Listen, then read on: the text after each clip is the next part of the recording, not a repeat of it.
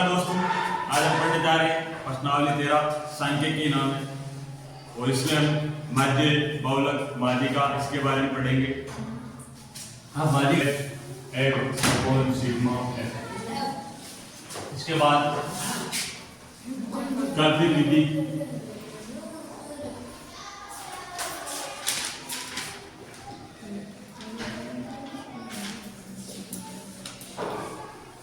इसमें हमारे पास होता है A plus sigma F Y B आई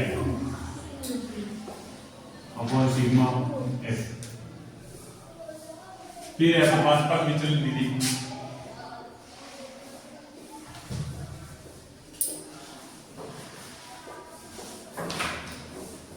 इसका हमारे पास होता है A plus sigma F I U I upon sigma F I into H. और इसके बाद बहुलक का है। बहुलक में हमारे पास होता है A plus F one minus F zero upon two F one minus F zero F two minus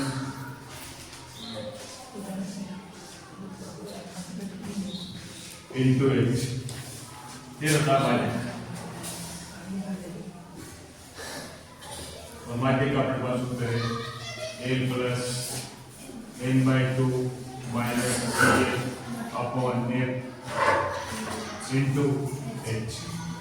जब यहाँ पे अपने पास ए, यहाँ से ए का मतलब है कल्पित है, मान एच से अंतराल है, बड़ा अंतराल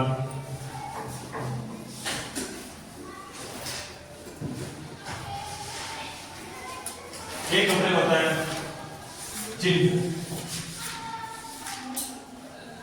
इसे बोलते हैं वृत्त चिन्ह। इसका सूत्र होता अपने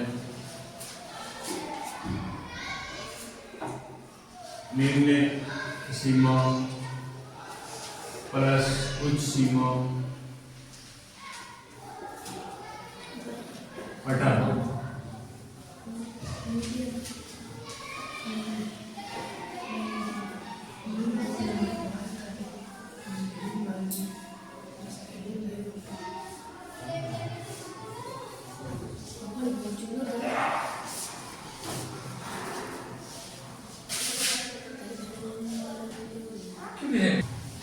अपने पास एक और है सूत्र है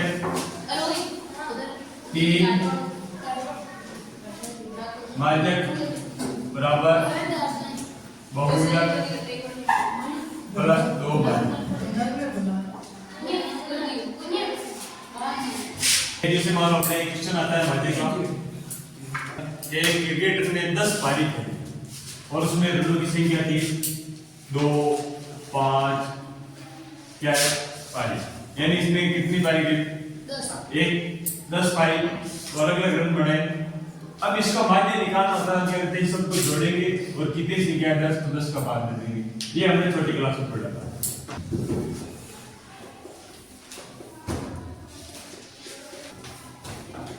ये माध्य निकालने का है। अब देखो इसमें 2, 3, 8, 8, 9, 17, 25, 32, 5, 33, 2, 39, 39 का 9, 3, 3, 6, 8, 10, 11, 12, तो 129 बटा 10, तो इसका अपने पास आ जाएगा 12। ये था हमारे पास एक तरीका है, और एक तरीका अपने पास ये होता है जिसमें हमारे पास वर्ग सीमा नहीं होती और सिर्फ एक और एक का मान दिया होता है।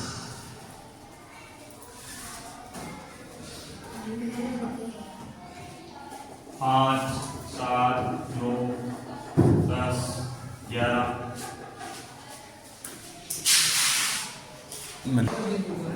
इस प्रकार अब आपको एक सूर्य दे रखा होगा तो इसमें आपको एपेक्स निकालने हैं तो 5 दूनी 10, इन दोनों गुणा करके 7 21 9 0 हो जाएगा। 10 को 1 से गुणा करेंगे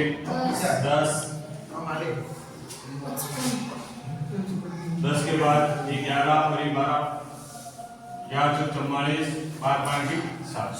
इसमें हम सिग्मा एपेक्स को जोड़ेंगे यहाँ से। देखो 1 4 5 1 3 4 8 14 और इधर हम सिग्मा एफ 3 2 5 5 1 6 6 4 10 5 15। तो ये हो जाएगा x बार बराबर sigma F x upon sigma F 145 बटा 15 और फिर अपने पास 10 चक्री अपडेट एंड 9.6 के आसपास ये अपने बात जाएगी। तो ये होता है, दो तरीके होते हैं, एक तो जिसमें डायरेक्ट दे रखा होता है और डायरेक्ट मार्जिन निकालता है, एक जिसमें x और बारंबारता दे रखी होती है जिससे मार्जिन निकालते हैं। अब एक जो तीसरा आएगा वो हम आगे बढ़ेंगे जिसमें वर्ग सीमा दे रखी होगी उससे हमें मार्जिन निकालना है।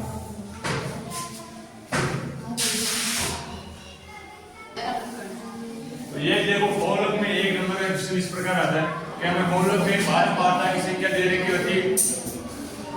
बारंबारता की संख्या में हमें ये देखना है कि किस बारंबारता की संख्या बार-बार पुनरावृत्ति हो रही है। इन जिस संख्या की बार-बार अधिकतम पुनरावृत्ति होती है वो बहुलक का मान होता है। तो देखो 7 एक बार है, 8 एक बार है, 9 3 बार है, 5 भी 3 बार है, 4 2 बार है और यहाँ 3 की सबसे ज्यादा संख्या 4 की आ रही है। तो यहाँ बहुलक का मान कितना हो जाएगा 3। बहुलक का मान हो जाएगा 3 क्योंकि 3 की सबसे अधिक बार क्या हो रही है, बारंबारता की पुनरावृत्ति हो रही है। जिस संख्या की सबसे ज्यादा पुनरावृत्ति होती है वही हमारे लिए क्या होता है बहुलक। इसलिए यहाँ से बहुलक का मान कितना है 3। तो ये बहुलक का एक नंबर में क्वेश्चन पूछा जाता है, एक नंबर का क्वेश्चन आता है। इस प्रकार मैंने अभी माध्य का बताया था, एक नंबर का क्वेश्चन, 2 नंबर का क्वेश्चन, इसी प्रकार इसमें भी आपके एक नंबर का क्वेश्चन आएगा।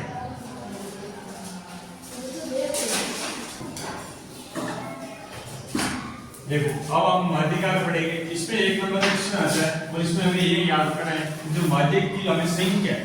सबसे पहले हम इसे आरोही क्रम में लिखेंगे, ये सबसे नीचे छोटी संख्या उससे बड़ी उससे बड़ी। सबसे पहले जो क्रम करेंगे इनका वो करेंगे आरोही क्रम में। सबसे पहले 2 आएगा, 2 से जो बड़ी संख्या है 3 है तो इसको लिखेंगे। 3 के बाद ये आ गया, ये आ गया, इसके बाद 4, इसके बाद 5, इसके बाद 6, इसके बाद 7, इसके बाद 8, इसके बाद 9 और इसके बाद 10। ये लगभग कंप्लीट संख्या आ गई। अब इसमें हमें ये देखना है इसका मान सम है या विषम। 3 3 6 3 3 का 9 ये हमारे पास विषम संख्या है। इसका मान निकालने के लिए करते हैं 1 + 1/2 यानी कि 1 का मतलब एक ही संख्या कितनी है 9 है। 9 + 1/2 यानी कि 10/2 = 5। यानी हमारे पास जो आरोही क्रम में पांचवा मान होगा 1 2 3 4 5। तो ये मान हमारे लिए क्या आ जाएगा माध्य। हमारे लिए माध्य का मान आएगा इसमें 5 6। 5 नंबर पे 6 है तो ये माध्य का मान 6 हो जाएगा। अब इससे ये विषम संख्या, ये है विषम संख्या। अब देखो 3 3 6 3 3 और 1 10 यानी संख्या क्या है सम। इससे सबसे पहले इसे भी हम क्या करेंगे क्रमवार रखेंगे। तो सबसे पहले 2 के बाद देखो 6 आएगा, 6 फिर 8 के बाद देखो 11 12 के बाद और उसके बाद 14 6 3 2 और 1 10 यानी कि सब संख्या। तो इसके लिए हम 2 सूत्र अप्लाई करते हैं। एक तो 1/2 वहां पर या 1 + 1/2 वहां पर। तो देखो 1 अपने पास कितना है 10 है तो 10/2 यानी कि 5वां पद या 10 प्लस 1 बटा 2, तो इसमें आ जाएगा अपने पास 12 बटा 2 यानी 6। इसमें ये होता है समापन होता है, तो 10 बटा 2 प्लस 1 यानी कि 5 प्लस 1 6 मान आएगा। सबसे क्या होगा देखो 1 2 3 4 5 6 यानी इन दोनों में आपके जो एक नंबर में क्वेश्चन इस प्रकार आता है कि उसमें ये बताएगा कि माध्य का मान इतना है, माध्य का मान इतना है, और दोनों तीन में से 2 का मान देने होगा और 1 का मान हमें निकालना होगा। ये एक नंबर का क्वेश्चन बनता है। या फिर ऐसा हो सकता है कि आपको बहुलक का मान देगा और माध्य देगा, माध्य का ज्ञात करना होगा, तो इन तीन में से किन्हीं 2 का मान, जैसे अभी ने हमने एक मानो माध्य का मान 50.5 हो और माध्य का मान निकालना है, बहुलक का मान निकालना है, तो हम इस सूत्र का प्रयोग करेंगे। तो देखो 3 माध्य का मान कितने देगा आपके पास 50.5 बराबर बहुलक हमें निकालना है, तो बहुलक के स्थान पे बहुलक आ जाएगा और 2 माध्य का मान है 25.5, तो इसको गुणा का 5 1 और 5 3 15 यानी 151.5 और बहुलक निकालना हमें, ये हो जाएगा आपके पास 25.2 यानी 51। तो ये आगे से माइनस में आएगा 151.5 माइनस 51, ये मान आ जाएगा 101.5। तो जो बहुलक का मान कितना आ गया 101। ये एक नंबर का क्वेश्चन है जिसमें आप किस डायरेक्ट सूत्र भी पूछ सकता है और या फिर ये मान देके क्वेश्चन पूछ सकता है।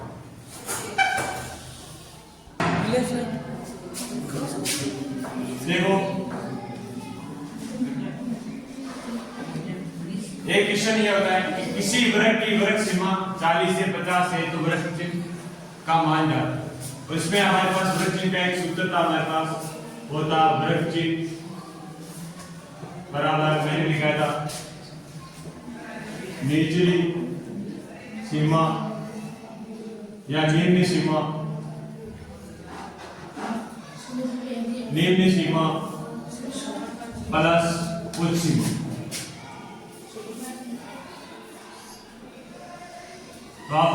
बटा 2, तो देखो इससे हमें पता चलता है कि 40 इसकी क्या है निम्न सीमा है, 50 क्या है उच्च सीमा। इसका 40 प्लस 50 बटा 2 ये हो गया आपके पास 90 बटा 2 बराबर 45। ये इसका आंसर है। तो वृत्त चिन्ह